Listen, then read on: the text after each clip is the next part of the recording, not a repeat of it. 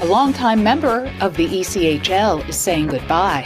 Plus, a record-challenging winning streak is still in progress. So much news and so little time. Don't worry, though. We've got it all right now on ECHL Week.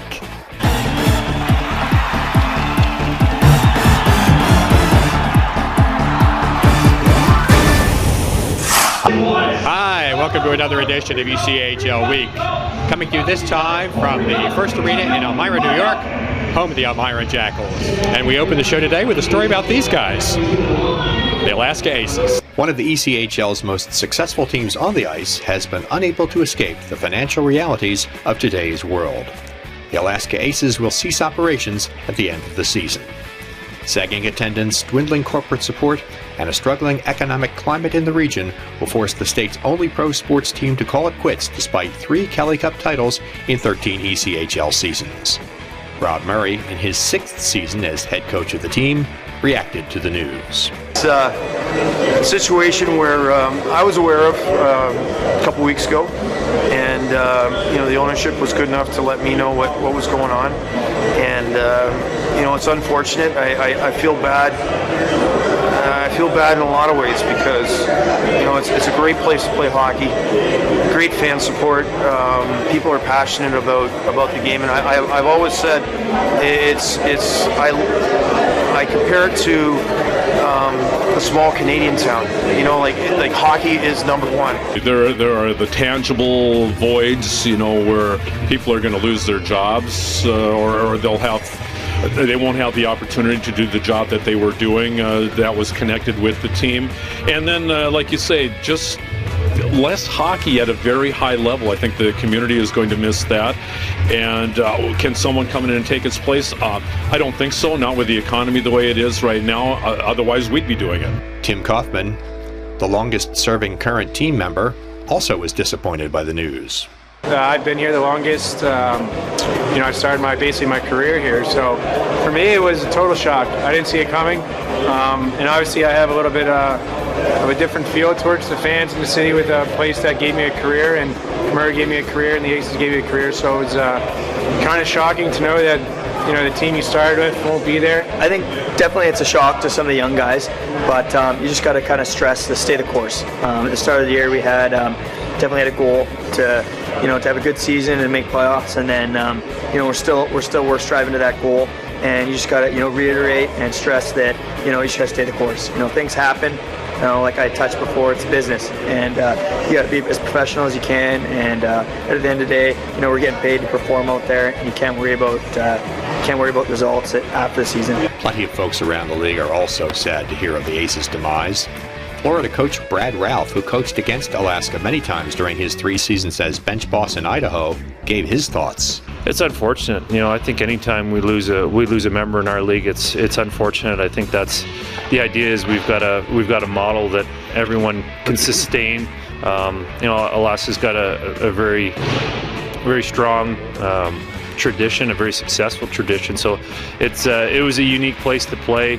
I always kind of look forward to it. It was to be able to see a moose outside the arena was pretty unique.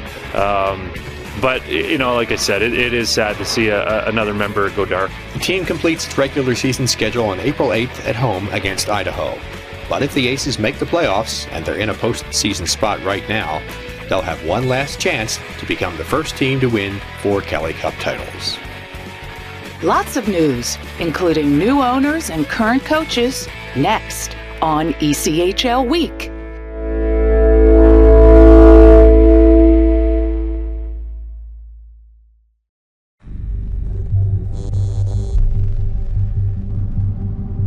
What's the difference between a breakaway and getting caught?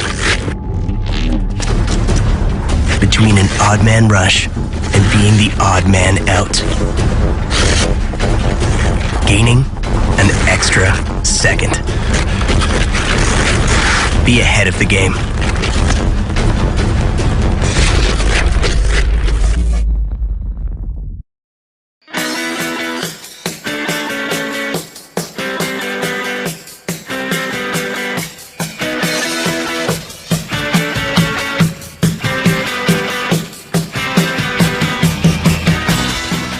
Hi, I'm Joe Houck of the Greenville Swamp Rabbits, and you're watching ECHL Week. Time to take a look at news from around the ECHL. The Colorado Eagles continue to climb the list of teams to record consecutive victories.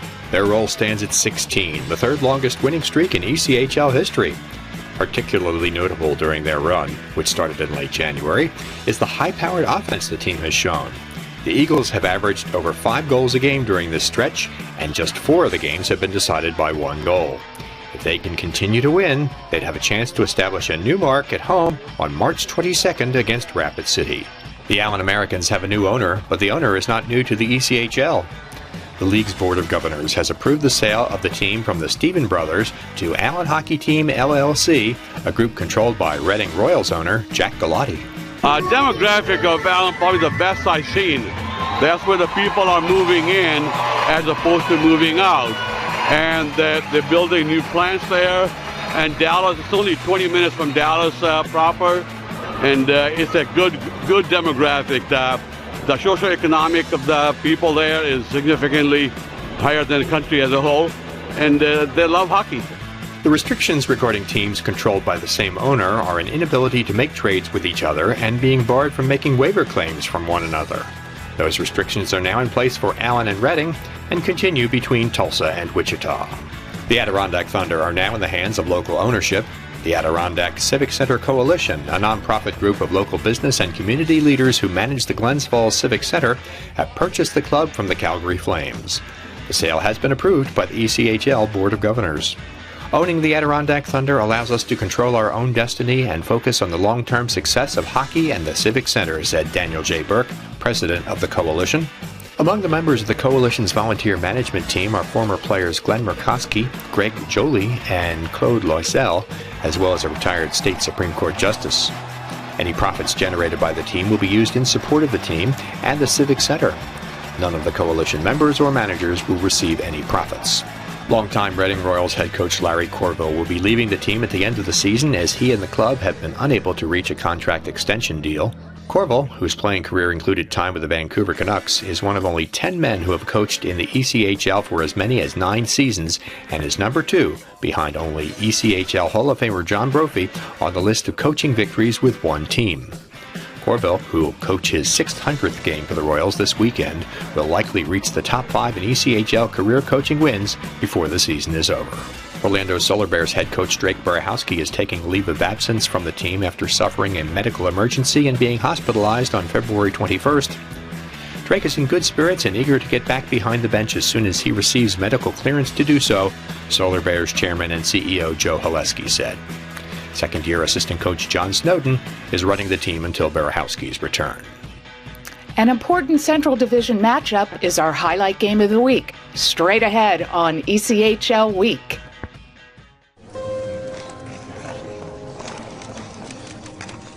Oh, that's lovely. So graceful. The corkscrew spin, flawless. His signature move, the Flying Dutchman. Poetry in motion. And there it is, the baby bird. Breathtaking. A sumo wrestler figure skating? Surprising. What's not surprising? How much money Heather saved by switching to Geico. 15 minutes could save you 15% or more.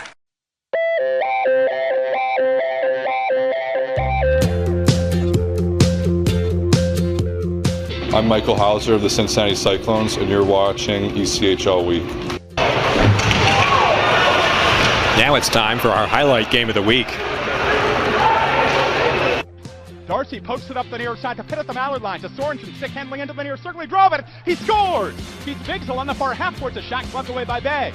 Biggs from behind the net takes it out to the near half board, back to the near point, Catalyst's shot deflected home! It's a warning on the near wing racing over the wings line. He'll take it through the circle, bringing the puck around the net, along the boards all the way back toward the far point. He'll sweep it across to Gilmore, near circle, one-timer, head saved made by Rhea. McDonald scores on the rebound! Steers the puck down the near boards into the quarter. Bushy battles after it against Kukali. Bushy brings it along the Edwards toward the far quarter, where he goes after it against Harris. Scheidel brings it to the far half ball for the wings. He centers one to Mingo in the slot, he scores! Bay striding up the middle to the Mallard line, passed up the near wing to Parks crossing the wings line. He wheels it out high along the near boards. He flips it across to Francis, far circle, one-timer, score! LaVey brings the rebound to the far quarter, only 1:50 left in the third, 3-2 wing. Jalen skates along the out of boards to the near quarter. To McDonald near half court, a bounce off from the Bigs alone on the doorstep. He scores!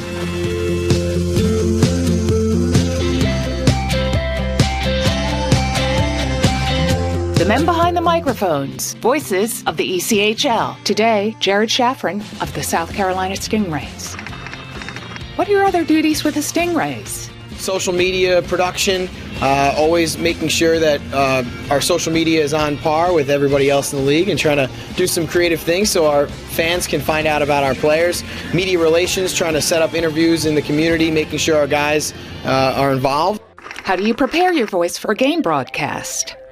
I don't do any vocal exercises, but what I try to do is go around and talk to everybody before the game, so that warms my voice up pretty good. I do interviews with our coach, with our trainer, and with a few of our players, so that warms my voice up enough to get ready to go on the air. Tell us about your on-air partner. Home games, we have color commentator Andrew Miller of the Post and Courier, a local newspaper, and he does a great job. It's great to work with Andrew. Enjoy having him to shoot back and forth with during our home games. What's the best part of your job?